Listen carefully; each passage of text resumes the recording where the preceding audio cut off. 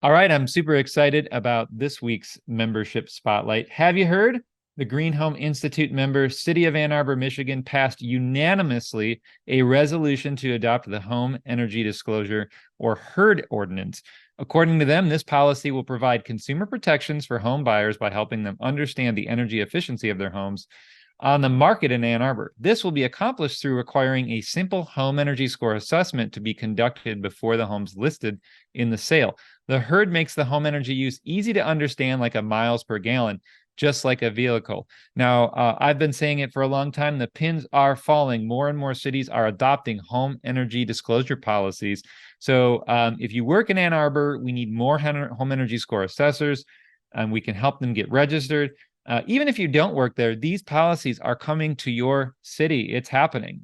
So get ahead of the curve. You can learn about the home energy score during a webinar coming up, and we have many recorded sessions, and we have some opportunities available to get assessments done on your property. Now, the change is coming. Transparency is here, so I hope you will join the movement. All right, well, welcome everyone to leveraging physical climate data for the built environment. Before we get started, a huge thanks to our top tier sponsors, Panasonic. They have ventilation systems for all of your needs, all the way down to supply only, exhaust only ventilation strategies, balanced ventilation systems, energy recovery ventilation systems. And now they even have smart ventilation systems that detect poor air quality, run at low energy efficiency rates, and then ramp up when that poor air quality is occurring within you or your client's properties. Now they have up to 200 CFM on their IntelliBalance ERV, which is a cold weather climate ERV system. So it's going to continue to operate down to those lowest temperatures. All right, again, welcome everyone to our weekly Wednesday webinar series. As always, this course is brought to you by the Green Home Institute. The Green Home Institute is a nonprofit with a mission to empower people to make healthier and more sustainable choices in the renovation and construction of the places we live. Today, I will be your moderator. My name is Brett Little, and I am the education manager here, part of our small but mighty team of 3. This course is approved for multiple continuing education units. I got a few too many logos here. This should only be under the place label for our certified green home professional designation, as well as AIA, Health, Welfare, and Safety, which may make it applicable to your state-based design or contractor license. Now, before we get started, a couple things I want to go over for our session here. Leveraging physical climate data for the built environment. And you've all heard me say this before, and I'll say it again, but unfortunately, floods and floodplains are no longer obeying their federal designations and jumping them. We are seeing 500-year floods, 1,000-year floods, I think 2,000-year floods occurring. We've just heard some sad news about that recently for those of you here live. And the other part of the world, that's very unfortunate, and it's happening, and it's doing a lot of damage. And so we need to be prepared. We need to be ready. Now, the residential green building certification programs like LEED for Homes certification, for example, have been a leader in this space by requiring the avoidance of floodplains during construction. So not allowing folks to build within the 100-year floodplain at least, or otherwise legally designated floodplains that may be occurring through the local jurisdiction state under the location and transportation requirements, unless these projects are meeting some sort of regulations or strategies to do that. And so in this case, we're not going to be talking about per se those strategies today, but more of identifying, again, if you've got a LEED project, here's an easy way that you can quickly identify if your project, if it's a renovation or a new construction, is in one of these floodplain zones, at least compared to the old ways that we used to do it, that I can tell you when I personally consult on LEED projects, very hard to use some of the federal programs to do that. So that's LEED, but going beyond LEED, we have to think the leadership of the Enterprise Green Communities Foundation part, and even our own Green Star program, which actually looks through its project priorities survey, requires a full survey of the property, both new and existing, and requires a full climate risk assessment to be done. So not just flooding, but all of the calamities that may occur must be evaluated on an enterprise green building project and or our own internal Green Star program. And many of the green building programs now are looking at more than just flooding. And so we're looking at all of these calamities that could occur now or into the future based on studies, and what can we expect and how do we mitigate that risk. So again, today we're going to be talking about the evaluation tool that could be used if you're doing one of these certification programs that could help you identify these risks. How you solve it, that's a whole nother issue, and we talk about that, and we'll do other sessions with that. So with that being said, I am going to hand it off to our speaker, Helena, here today, who's going to introduce herself and her organization and how they are helping make these evaluations and help people, whether they're doing green certification or not, make more informed decisions to be safer in the spaces we live. So, Helena, please welcome. Thank you for joining us, and do take it away. Thank you so much, Brett. And you've got a lot to deliver in a short amount of time. You do it very well. So that was a great intro. Thank you. So my name is Helena Cawley. I am the head of business development at First Street Foundation.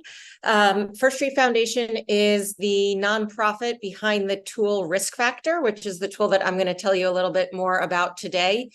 I will go into some background, share some slides, and then I thought it would be best if we dig directly into the tool itself. So I will say, if you have any questions, feel free to type them in real time. And Brett said that he will pop on to share any of those questions so we can address them as they come up.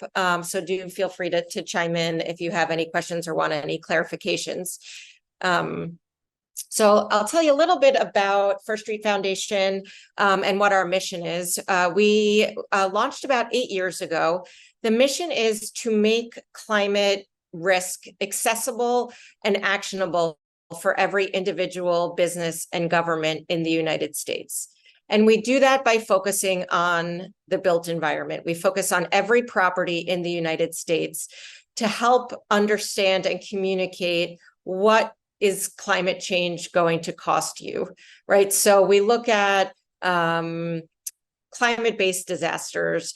We're thinking about flooding, hurricanes, wildfire, extreme heat, and how are those hazards, how are those perils going to impact a property? What are the physical effects to that property as a result of a changing climate now and up to 30 years in the future? And for individuals, we're focused on the home buying process or the home owning process, right? So it's typically the largest financial transaction that somebody will make in their lifetime. So it's really important that we understand what are the risks to that property. For businesses and government, we're thinking about resilience planning. We're thinking about policy and strategies. We're thinking about loan portfolios. So we work with a lot of different partners in kind of all of those sectors to help everybody understand the risks to their physical environment. And the reason why we started this is because there is a lot of science out there, but it's complex and it's happening behind closed doors, and it's not being communicated to individuals or people who are the main stakeholders in this. But at the same time, these major financial decisions have to be made, and people are not really able to make them without a true understanding of a building specific level of risk from a changing climate. So that's our goal. And that's what we set out to do in our mission. And so how we do that is through the tool Risk Factor. Risk Factor is a website. It's riskfactor.com. Some of you may be familiar with it already. We have started by building one peril at a time for every single property in the United States.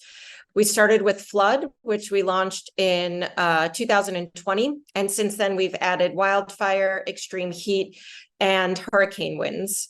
Everything that we do is purpose-built, meaning that it is built for the building itself.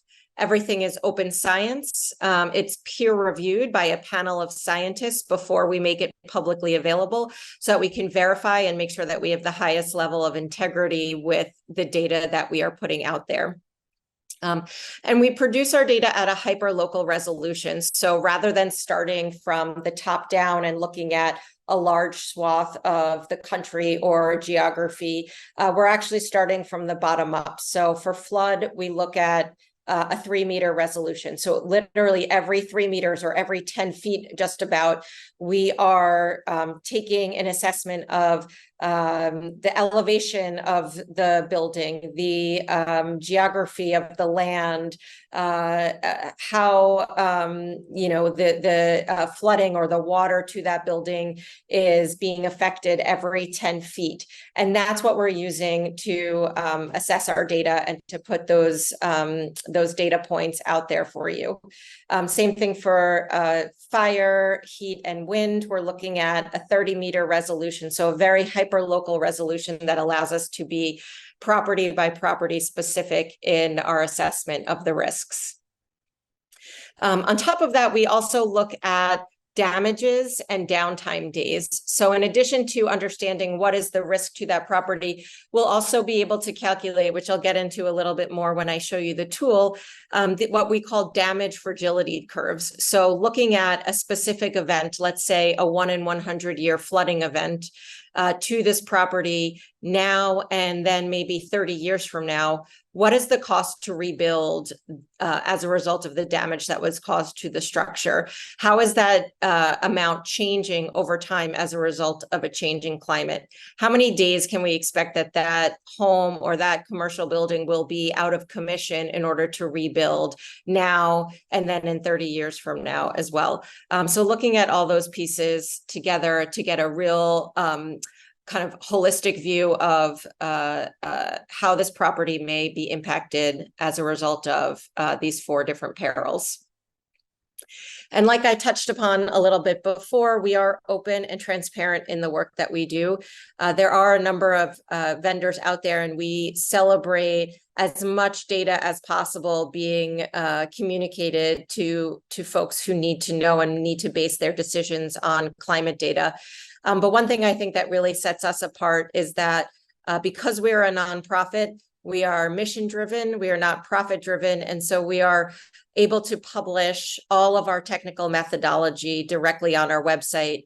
Like I mentioned, everything is peer reviewed. So before we put a model out there for folks to be able to leverage, we get everything peer reviewed by a panel of scientists, and they ask us questions and they dig into the methodologies behind the work that we do.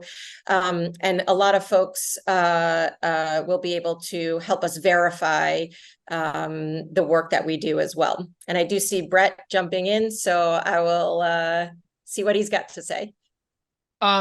Yeah, I think the specific question was, are there limitations where this can be employed as far as by address or location or city, or is it pretty much available? And is that only the United States, or what about the rest of the planet? Yeah, good question. So we are US only at the moment, and I'll get into a little bit about why that is. For wildfire, heat, and hurricane winds, we are the lower 48 states.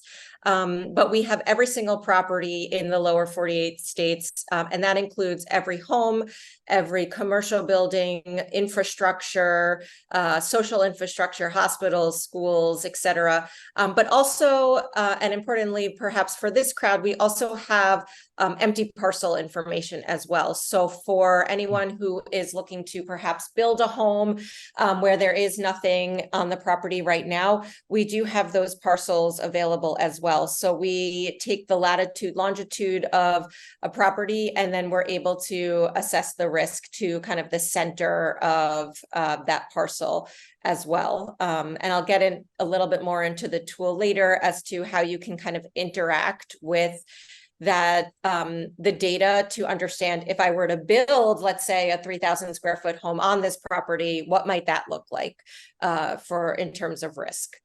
For flood, we have the lower 48 states, but also including Hawaii, Alaska, and Puerto Rico.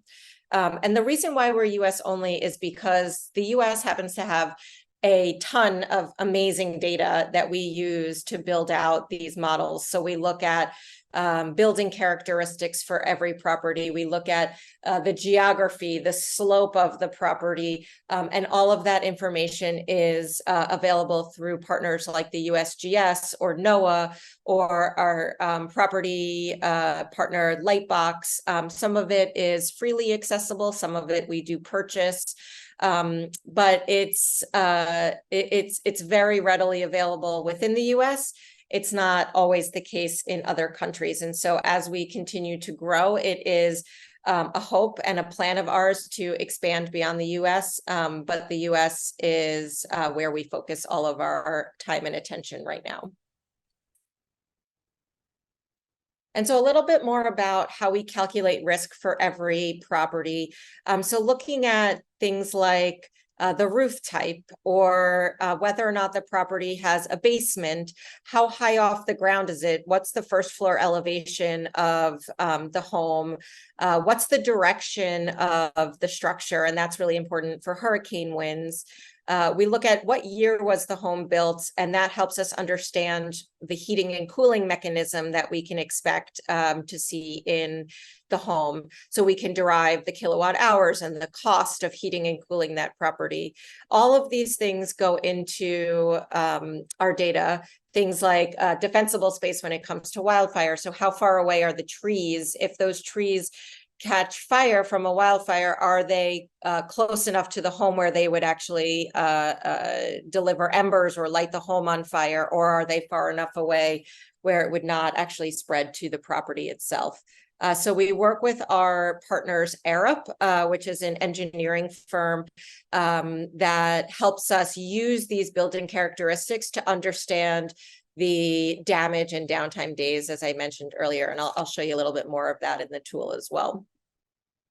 Did I hear you correctly that you're also providing energy models along with these evaluations? So we look at the cost to heat and cool the property, and you can interact with the tool to set the degree, the temperature that you want to set the home at. And that will help you understand what your costs may be, what your CO2 emissions are from heating and cooling the property, and some other data as well. Wow. And that doesn't require any knowledge other than just knowing the age of the home, correct? So we look at some of that relies on obviously our understanding of, given the home was built in this year, what can we expect to see? But the tool does allow you to change some of that data. If you say, well, we redid the HVAC system, 5 years ago, so it's more up to date, therefore it's more efficient. Yeah. You can interact with the tool and set the information yourself. Okay. We pull in pricing information from the local sources as well. So if you have a home in Virginia, you'll have a kilowatt hour pricing that's local to that area. But you can also adjust that information as well. And you can similarly adjust it for renewable sources. So if you have solar panels on the home, you can say, well, 25% of my energy comes from solar, and that will help adjust what your total carbon emissions are for the property. So I guess I assumed the answer to the question was you could evaluate multifamily or commercial, but then if I think about those other things, those become much more complex. So is this a tool for multifamily housing or commercial? Did I miss that or not hear it? Yes, or? yes, it is. We do have commercial, we do have multifamily. We have every property in the United every States. property. So Yeah. every property. So we have, when you say it, you mean it. Yeah. exactly. I see a house. So Infrastructure. Yeah. Yeah, cool. And including no property. So if there's just an Right. empty parcel, we have that information as well. Okay, thank you. Yeah, no problem. So one way that we have leveraged our data that has been really successful from a consumer-facing side is to partner with some real estate portals. So if you look at any property on Redfin or Realtor.com, and soon to be a couple more, we have our environmental risk data that is directly integrated into every home listing. So if you're looking at buying a home, or you want to just see kind of home, other homes in your neighborhood, you can see details, right? Like how much it costs, the square footage, the year it was built. But then when you go down to the environmental risk, this is our data here for flood factor or fire factor that will give you some information about what the risk is to this property. And then if you click through, on the site itself, it will take you directly to the tool to provide even more information. So that's a great way that consumers are starting to understand their risks and starting to equate homes with the fact that there are physical risks involved, and to try to understand them. And the reason that that's important is Redfin, one of our partners that we work with, they did a study that came out just a couple of months ago in July, in partnership with University of Southern California, Massachusetts, MIT. And what they did was they did kind of an A/B test. So for 50% of their web traffic, they showed our risks to users and said, in addition to square footage or how many days it's been on the market, here's your environmental risk. And then for the other half of them, they did not show the environmental risk. And they looked at it and said, how are consumers' behaviors changing as a result of seeing this information versus not seeing it?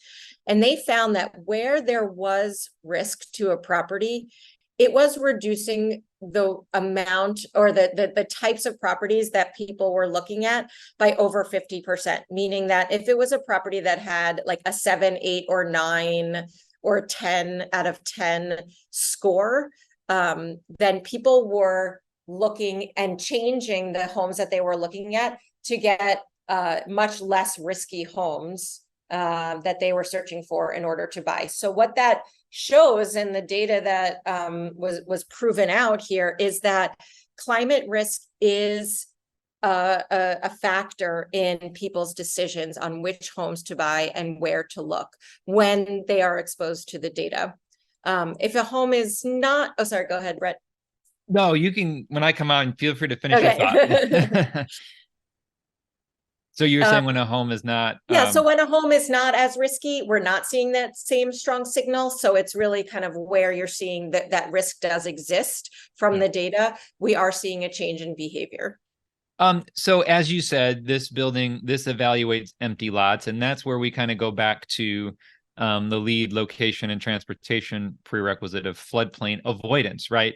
So does that same idea carry out when you go to build new? Is there any studies to show, hey, maybe I should avoid building here, or I should be more thoughtful about building here? Like, what are you seeing? Is that coming out? Is that something you plan to study? Yeah, absolutely. And so one of the things that we're looking at right now is climate implications. So we're looking at things like, where are folks moving to? Where are they building? Where are commercial investors looking to buy? Not just where are they moving from, but where are they moving to as well? And we are seeing some strong signals that they are moving to less risky areas, or they're building on less risky parcels. I don't know of any specific studies that have been released with our data, but that's part of kind of our next phase of business, is looking at these types of migrations and implications. Okay. And I have a question about insurance, but I don't, if you plan to get to it, I'll let you get to it first. So is that something you plan to cover? A little bit, but it depends on what your question is. Why don't we, cover it. we'll let you cover it, and then we'll see if Okay. we get it answered. So thanks. Yeah, absolutely. So that's kind of what I'm getting into a little bit here, which is that why does this all matter? And part of the reason that I think all of this matters is we're seeing that FEMA and the government, they're looking at 1 in 100 year flooding events to understand whether or not there's risk to a property. And when there is a 1 in 100 year event that could impact the property, that's when they say, okay, we need to have flood insurance on this property, and the homeowner will need to get insurance, flood insurance for this property. But the tricky part, and the part that we've been spending a lot of time on recently, is that we're not seeing that the homes that are being singled out for requiring flood insurance are actually covering the full swath of homes that are at risk of experiencing a flooding event. And there's a couple of reasons for that. Some is that what we're characterizing as 1 in 100 year events are actually more like 1 in 50 year events, or even more common. Our studies are that actually 20 counties in the United States are at risk of what FEMA is calling a 1 in 100 event is actually a 1 in 10 event, or 1 in 10 year event, or even more frequent. And the reasons for that is that they're not, the FEMA data, they don't take precipitation into account. A lot of flooding is caused by precipitation. That's not part of how the Atlas 14, how FEMA is calculating flooding risk right now. And what that means is, from a insurance perspective, to get back to that, is that a lot of homeowners are not getting flood insurance when they actually have flood risk. And that's part of the messaging that we are trying to get out there, is that it's not just when it's federally mandated that flood insurance is advisable.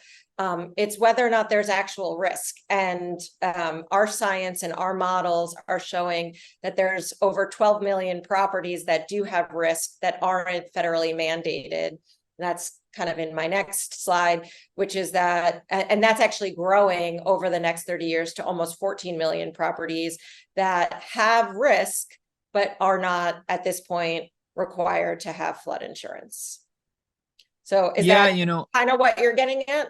Well, so I want to go back to FEMA, and I appreciate you explaining the lack of precipitation data. I guess I've never really known the why. I've always, just since 2018, since I've helped do these climate risk assessments as required under the LEED residential location and linkages prerequisite for floodplain avoidance, which requires that HUD, avoiding the 100-year floodplain.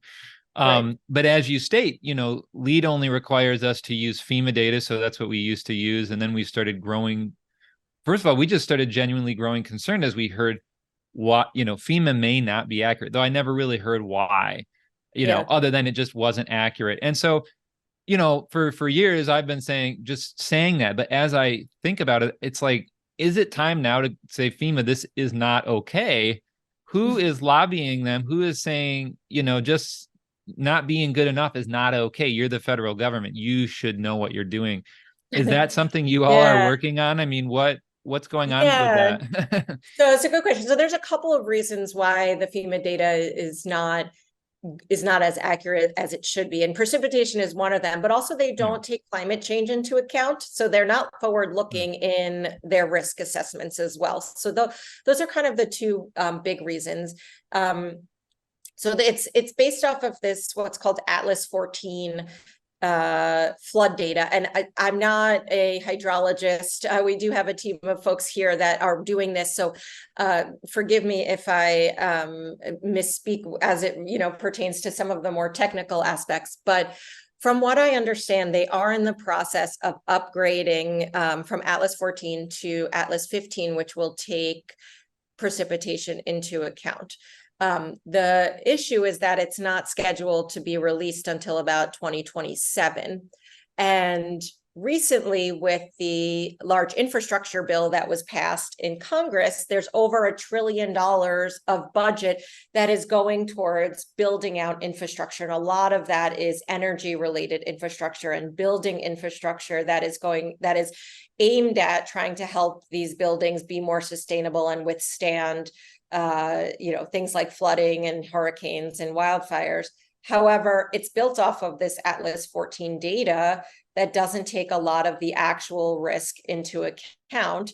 And so we're going to be, as a country, spending $1 trillion of government money, of our tax money, on infrastructure that will be outdated by the time it's actually built. And so the study that we put out there recently that brought this issue to light was our way of kind of saying, hey, something needs to be done. This is not okay. We are politically agnostic, so we don't advocate for any specific type of policy to be set or any side of the aisle that we work with. However, we want the data to be out there, and we want people to make the right decisions with our data in mind. And I'm very happy to say that because of the work that we did and the research that we put out there and the impact that it had, FEMA has now backtracked and said they're pushing up their timeline by like over 2 years of when they're going to be releasing this updated Atlas 15. And so while they'll never say that it's our data that was the impetus for that, we at First Street we gave ourselves a little pat on the back. We were just really excited to hear that that was the case, and that we're hoping that the infrastructure that is being built will be built to withstand whatever may be coming its way. And we're not just going to be spending a lot of money on something that will need to be redone in 10 years from now anyway. And so we are seeing things like that come out, and hopefully more of that to come in the future.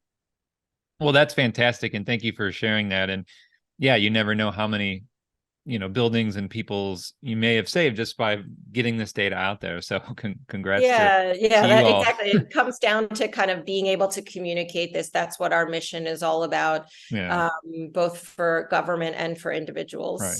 So going back to real quick on insurance, and one of the questions that came up, and I want to expand upon it a little bit, really is, we're almost looking at insurance as positive and negative. So positive, could it, and not just for flooding, but for wildfire or anything, could it be that by avoiding these issues or putting or understanding the issues and putting in resiliency, you get an insurance break, right? That's what we hope. But one of our members here, she brought up a great point. She fears people in disadvantaged communities, low-income communities, may be harmed by this kind of data because it's going to say they're in risky places, which they probably are. And now the insurance companies are going to increase their rates on them or not give them insurance, further disadvantaging them. So I know those are deep questions, but what are you seeing out there, both on the positive or negative side, with this kind of data being put out? Yeah, I mean, I think that is a real issue that is happening right now. We've seen a number of large insurance companies recently say that they are no longer going to insure any homes in California because wildfire is part of home insurance, right? So if you're damaged from a wildfire, that's part of the home insurance that you own. And so the insurance companies themselves have said the risk is too great, we're not renewing your policies. And that has really impacted a lot of folks in places like Florida, in places like California for wildfire. And we're seeing that more and more. And the options that homeowners have is these sort of insurers of last resort, which in some cases in California is called the FAIR Plan, which is a state-run insurance policy, but the rates are much higher, and folks are getting into a lot of trouble where they have much higher insurance rates, and either they can't afford it, and or it's impacting a lot of other parts of their lives as well, because they're being forced to buy these kind of more expensive insurance policies. The insurance companies themselves are not entirely to blame, because they are also subject to regulation where they're only able to increase their rates by a certain amount each year. So in a lot of cases, I think it's about 7% that they're able to kind of increase their rates, but where the risk is growing greater than what they can actually charge, what we're seeing is that there's a disconnect between what the actual risk is and what they're able to charge to cover that risk. And so that's the reason why we're seeing a lot of insurance companies, just decide not to insure homes in a specific area at all, because they're not able to charge an actuarially sound rate. So that's a big issue. In terms of the positive side, like, I don't really have, unfortunately, a great answer for that right now. It's one of the things that we are trying to sound the alarm on right now. And actually, we have a big report coming out next week that is dealing specifically with this insurance issue.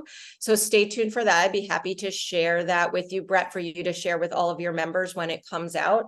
We've been talking to a lot of press lately, so I'm hoping that it will get a lot of attention as well, and maybe we'll be able to kind of see some impact like we did with the Atlas 14 issue. But that's a big thing that we're trying to understand right now and trying to see how to fix. I don't know as much, to be honest, about making mitigation or adaptation changes to a home and how that will impact your personal insurance rates. I think that is really important to understand. I don't know personally too much about how changing your the elevation of your home, what the direct effect will be on your insurance rate. That's something that I would recommend talking more to your insurance company, if you have an agent, specifically to understand kind of what are the changes that you can make. We do have some solutions and suggestions on our website that dig into a little bit of how you can protect your home from risk. But in terms of how that specifically ties into your own insurance policies and the rates that you can get, I'm not an expert in. Yeah. Thank you for addressing that, though. Yeah, of course. That's kind of all I wanted to say about that before I dive into the tool. As I mentioned, we have 4 perils right now that are live, and then we have air factor, which is smoke and ozone, that is coming out sometime later this year. And then drought, which is the last kind of peril that we're building, will come out as well. So we'll round out our perils at 6 on the tool itself, for folks to kind of see the specific risk to that property from all of these different climate risks. And then climate migration is the other one that I mentioned, where we're looking at kind of where folks are going from and where folks are coming from and where they're going to as a result of a changing climate. So more on that is coming out as well. And so then just want to say before I dig into the tool, please feel free to follow up with me at helena@firststreet.org with any other questions that we didn't get a chance to talk about here. But I'll pause there, Brett, in case there's anything else before I kind of dig into an example of the how this tool works. I think, and just to clarify, flood, fire, hurricane, and heat are the things you're currently looking at, correct? Exactly. So that's Okay. what we have. That's what we have here that is currently available. And then air and drought are the other 2 that are in production and will be released within the next few months. Hopefully. Earthquake risks, the question came up.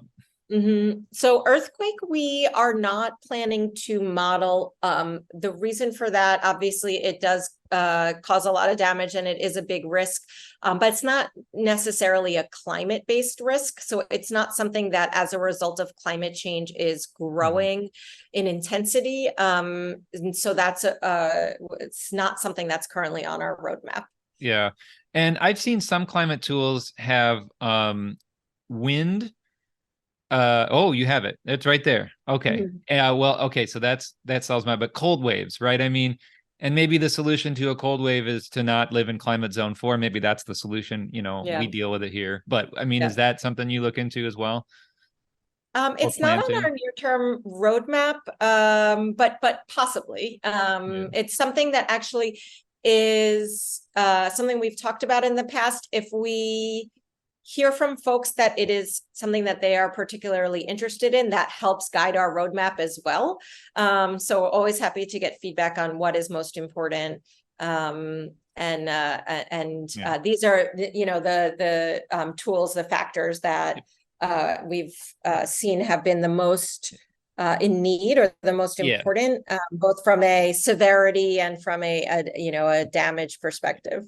As someone from Michigan, if you're worried about the cold wave, get your wool socks, get your sweater, right. You'll be fine. So thank you. Right.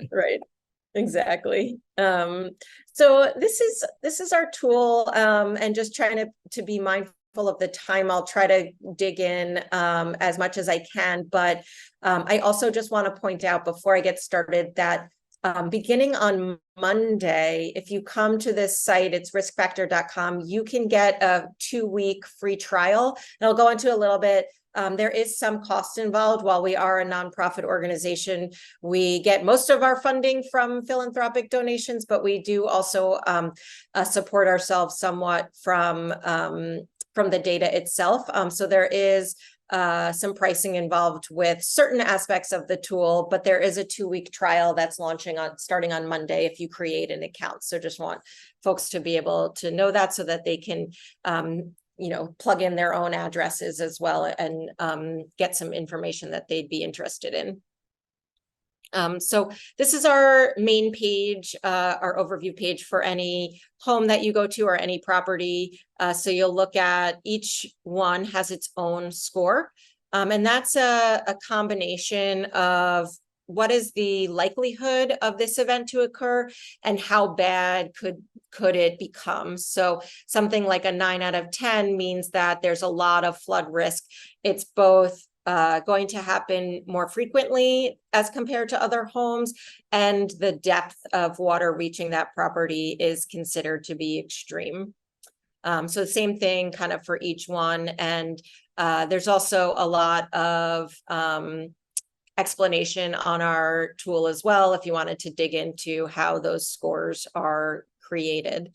And then we provide data about what is the max depth of flooding to this building in a 1 in 500 year event this year, and then how is that changing for the same 1 in 500 year event in 30 years from now as a result of climate change. And I'll dig into the maps in just a second, but just to go through the overview quickly, we also look at, as I mentioned, the building characteristics to understand if there is a 1 in 500 year event that happens and 5.2 feet of water reach the building and it gets inside the first floor of the building is 3 feet off the ground. We have that data. So there'll be about 2 feet of water that enter the first floor of the building, and it can cause a range of about $150,000 to $240,000 to rebuild as a result of the damage. And then about 240 days to repair that home, given supply chain and other factors as well. And so similar details for each flood, fire, wind, and heat. But I'll dig in a little bit more into the maps themselves. So for each home, we have a satellite and we also have a road map. So you can look at the specific footprint of the property and see what is the cause of the flooding. So this property is most subject to coastal flooding because, as you can see, it's near water. And then we're looking at a 1 in 500 year event, which we calculate, is 2.2% likely for any given year that this type of event will occur. You can also look at other events. So a 1 in 100 year event, you can see the trajectory of the water as well. And then it will update and say, this event is somewhat more likely to occur. It's slightly less severe and damaging. So you're going to see 2.5 feet of flooding to the building. Now, because this building is 3 feet off the ground, you're not going to see any water entering the first floor itself, which is significant when you're looking at what is the cost to rebuild and what are the downtime days. And then just scrolling through as well, looking at different events now, and then in 15 and in 30 years from now. And you'll see here, it goes from nothing to 1 foot to 1.6 feet. And you can kind of see over time how that's changing. And I should add also, we did an exhaustive countrywide search of adaptation tools a couple of years ago as well. So if there is an adaptation like a levee or a storm wall or something like that that is protecting the property, we will flag that here, and that will impact obviously the damage that can be expected to occur to that property as well. Does that include dams like being nearby that could break? I mean, that seems to be sadly a risk these days. So yeah, so it does include dams.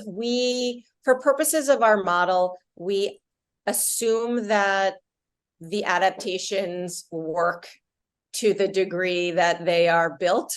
So if it's supposed to protect the 1 in 100 year flooding event, that's built into our model. If it breaks or if it doesn't perform as expected or as built, that is possible. We have seen that, but it's impossible for us to kind of model to that. So we do assume that it works as intended. Thanks. And then in addition to looking at the current and future risk, we also look at historic risk. So you'll see we have about 200 to 300 past events that we have recreated. So you'll see all along here where the flooding occurred from Hurricane Sandy.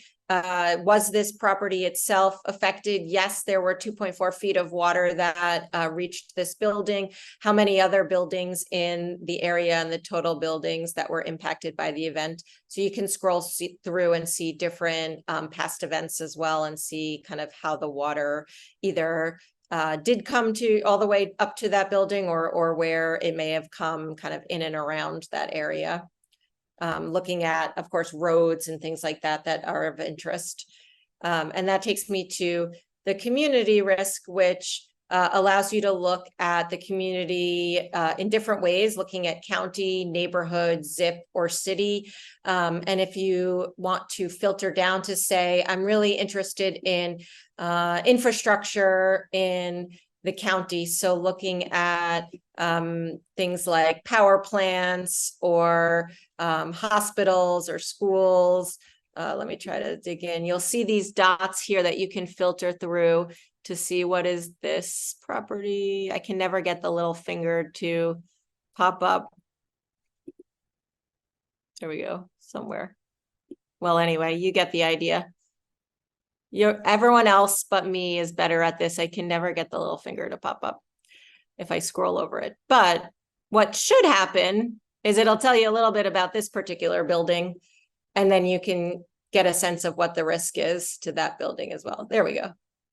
So this is a research center nearby. It has major risk. And if you wanted to kind of jump into that property itself, it'll bring you to that page as well. Okay, so with the time left, let me jump really quickly into damages.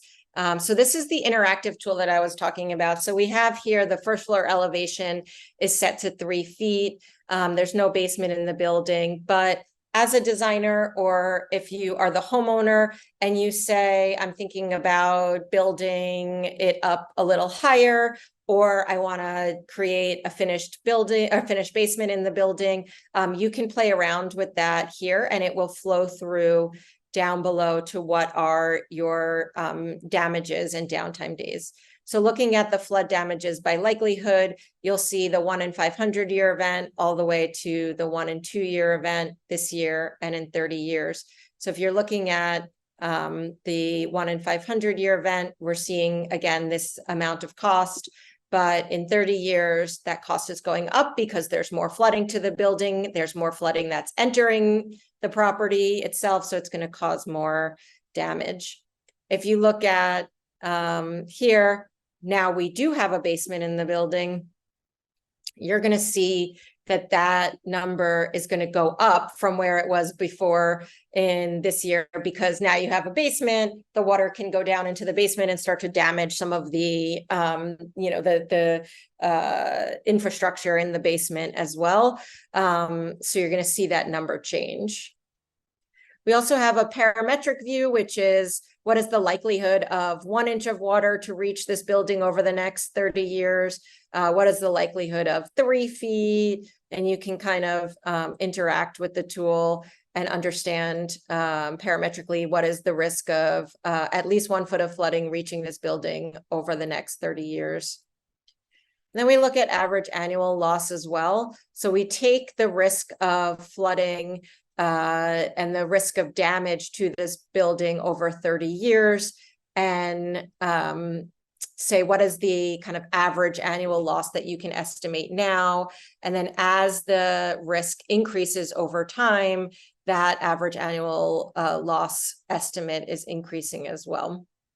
And that can have impacts for insurance too, to think about how might your insurance premium change as your AAL risk is changing.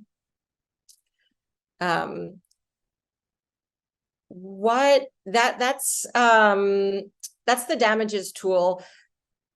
Would it be helpful, Brett, to go into a little bit more of that heat conversation that I was telling you about earlier?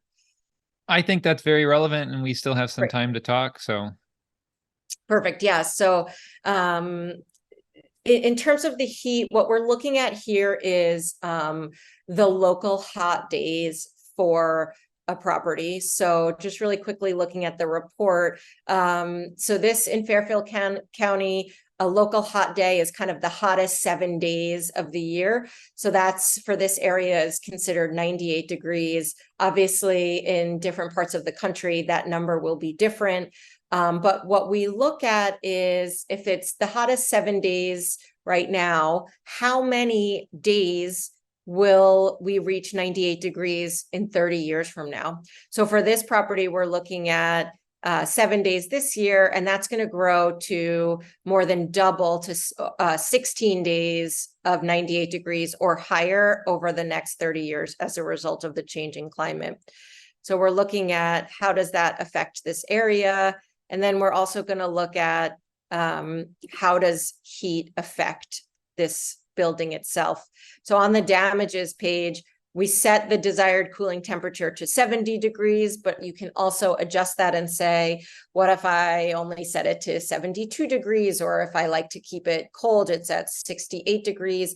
That's all going to flow through below as well to understand how many days will you need to cool your property, because how many days above 70 degrees. So you'll need to cool the temperature down to 70 in 15 years and then in 30 years.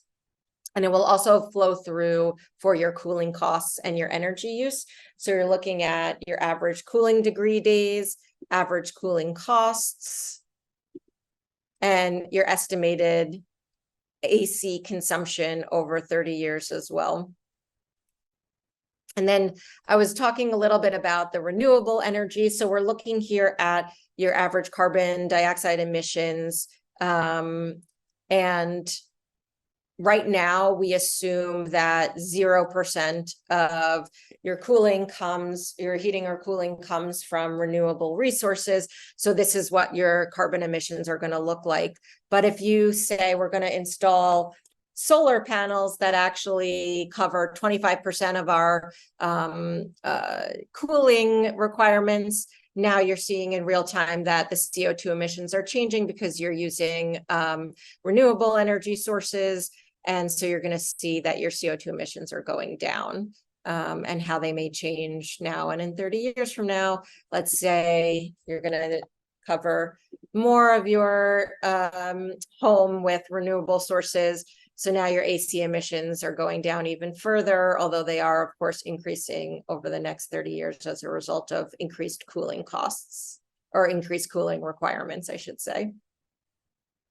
That's a little bit about the homes. And then here we're looking at number of days in temperature range. So in this area, how many days are going to be in the 70s and the 80s and the 90s, and how that's changing over time. So you'll see some of these are going down over 30 years because it's getting hotter. So you're seeing that in the 50s, we're seeing, slightly fewer days in the 50s over time, but we're seeing significantly more days in the 90-degree range this year, in 15 years, and in 30 years. You can see a little bit more about how the temperature is expected to change in that area. And briefly, before we wrap up on heat, I was thinking, it seems one of the issues lately, and it just happened to us, is really the night. You keep saying days, but it's really this night heat that's coming. Is this something that's being evaluated? Yeah, it's kind of the overall, so I say days, but I mean kind of overall 24-hour period. Yeah, okay. Yeah. But so that's part of it as well. And part of the reason why we're seeing such drastic changes in how much you need to cool your property is because it's just not cooling as much at night. And so that's part of that as well. Well, I know you need to get going. We will not be getting to all the questions we have today. There's so much great conversation, so I want to be respectful of your time. And before we wrap up, though, just as a reminder, again, from a LEED standpoint, as far as climate risks, there was at one point an innovation credit that went away. I think it's coming back, but they're always looking for your comments, especially as LEED V5 launches. Because it'll be important that every green building should have a climate risk and should mitigate it. That's something I stand behind that statement. So LEED for now is looking at floodplain avoidance. And one question, Helena, I think if I'm just looking at that score and I'm trying to figure out, 1 through 10, right? I think it is, which number is telling me, okay, now I'm in that 100-year risk. And like you said, LEED's only looking at FEMA, and FEMA's probably being a little bit nicer than what's true. But I think most people doing green want the real information. Yeah. So where really is that 100-year actually falling if you're just looking at that number? Is that even something you can quickly assess without digging into it? Not really. We don't sort of base it solely on the return periods themselves. We're looking really more at the likelihood of the event and how that's changing over time, and then the depth of or the specific kind of impact of that. So be it wildfire, the risk of the home being completely destroyed and things like that, that more go into the score itself. So it's not necessarily based just off of the 1 in 100 year, but that is a component to it. So I would say it's more important to kind of dig into that score a little bit more. The scores are meant for people to get a very quick and dirty view of, does this home have risk? If so, let me dig in a little bit more. So it's really kind of up to you to determine what is your risk tolerance and understand kind of where that level of comfort is. Yeah, well, thank you. So again, we before we go, a huge thanks to our board of directors, our volunteers, our executive director, Jose Reina, and our nearly 300 members and our top tier sponsors who allow us to do what we do. Rheem, Mitsubishi, air source heat pump systems for heating the air and water and decarbonizing in a way that works and is the future and approved for Inflation Reduction Act funds. So, Helena, before we let you go, again, where can Yeah. people go to learn more, contact you, get into the tool? Just a quick reminder. Yes, absolutely. Thank you. So please email me at helena@firststreet.org. The tool is riskfactor.com. I would love also if I wasn't able to kind of look at all the Q&A as we were going through this. So if there are questions that we didn't get to, I'd be happy to answer them in emails later on. So if you want to connect with me, send them over and I'd be happy to schedule time to do that as well. Helena, thank you so much. Thanks to First Street for all the amazing work you're doing and have done and will continue to do. We'll hopefully maybe have you back on to update us when some of those new tools come out. I'm real excited about those. So yeah, that sounds great. Would love that. Thanks, everyone. All right. Take care. Thank you. Bye. Be sure to check out all of our courses available online that you can watch anytime and anywhere to pick up your CEUs.